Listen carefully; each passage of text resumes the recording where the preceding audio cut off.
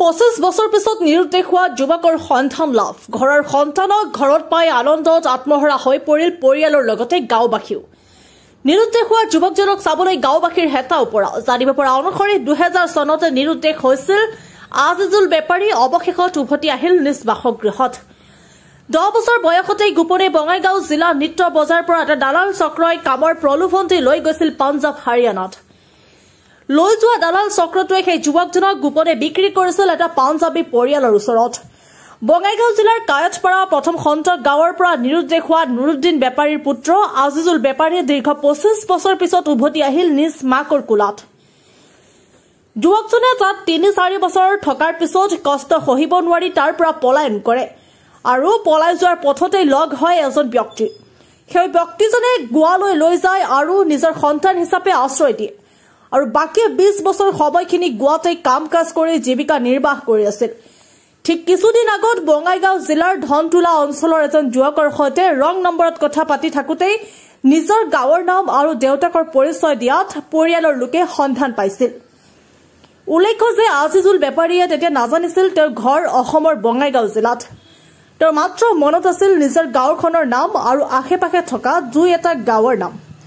আৰু সৰুকালত পঢ়ি থকা স্কুলৰ নাম আৰু সৰুকালৰ সকলো কথা তেওঁৰ মনত আছে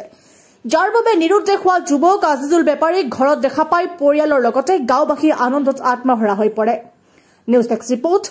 বিএলপি লাইভ 24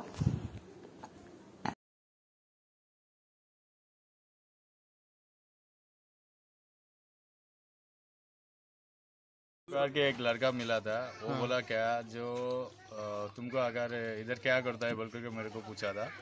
बाद में मैंने पूछा ऐसा कुछ नहीं थोड़ा मेरा भाई लोगों के साथ कुछ काम करता हूँ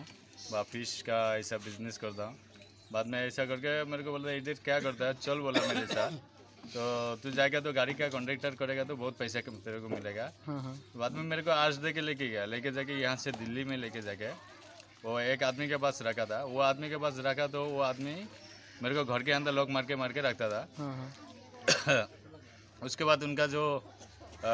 गाय और भैंस जो भी है उन लोग मेरे को पालने के लिए ये किया था तो बाद में 3 साल उनके पास रुके फिर बाद में उधर से भाग गया और मैं बम्बई में जाके फिल्म इंडस्ट्री में काम कर रहा था फिल्म इंडस्ट्री में काम करते करते बोला थोड़ा बहुत पैसा हो गया तो मैं गोवा में बोला तो कोई एक फैमिली मिल गया उनके साथ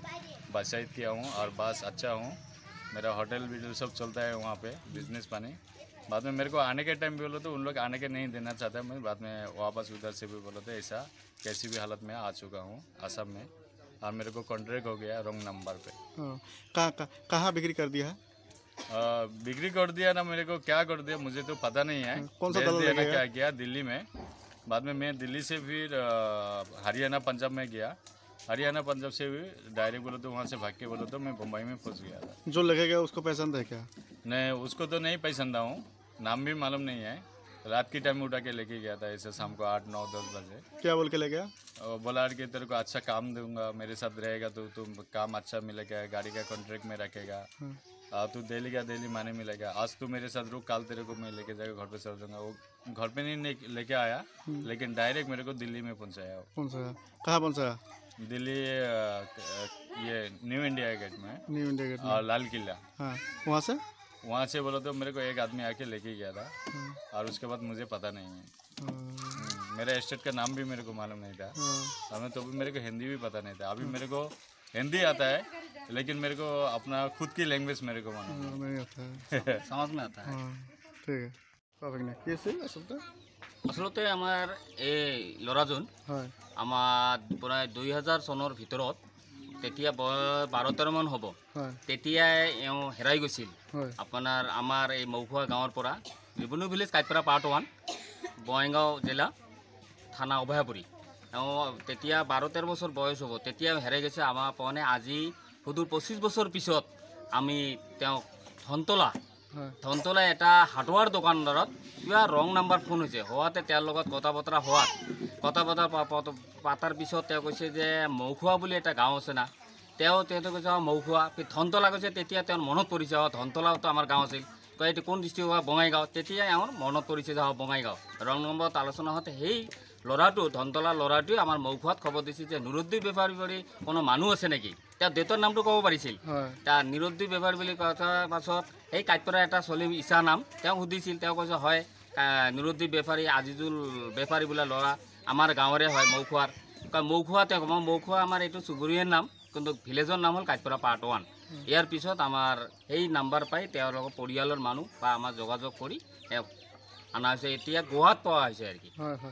মানে কিমান দিন আগত হেৰাইছিল কিমান চনত 2001ৰ ভিতৰতে হেৰাইছে 2001 তেতিয়া বয়স কিমান আছিলে তেওঁৰ বয়স অনুমানিক 12-13 হ'ব 12-13 মান বয়স আচলতে কেনেকৈ গ'ল তাত তেওঁ মানে কি তেওঁতো সৰু আছিল কোনোবাই এক প্ৰব্লেম দি কামৰ ভিতৰত তেতিয়াতো সেইটো প্ৰব্লেম আছিল এই গৰু ৰাখোৱাল ৰখা বা কিবা ৰাখোৱাৰ কাৰণত সেই হৈছে প্ৰব্লেম দি কোনোবাই লৈ গৈছে লৈ গৈ তেওঁক আমি মানে কোনো সংসদৰে পোৱা নাই আৰু কি তাৰ লৈ যোৱাৰ পিছত সেই এত 25 বছৰ পিছতহে আজি আমাৰ সংসদৰ পোৱা হৈছে আমাৰ মোৰ লগতে পঢ়িছিল একেলগে আমি স্কুল পঢ়িছিলোঁ আপোনালোকে ক্লাছমেট আছিলোঁ হয় আমি একেলগে 34 নং মৌখোৱা ঢোলবাৰী LP স্কুলত পঢ়িছিলোঁ এতিয়াতো আপুনি চিনি পাইছে মই চিনি পাইছোঁ পুৰা হয় আমাৰ বন্ধু ক্লাছমেট হয় বুলি মই চিনি পাইছোঁ এনে সম্বন্ধত আমি আটা নাতি বুলি হওঁ আৰু হয় নেকি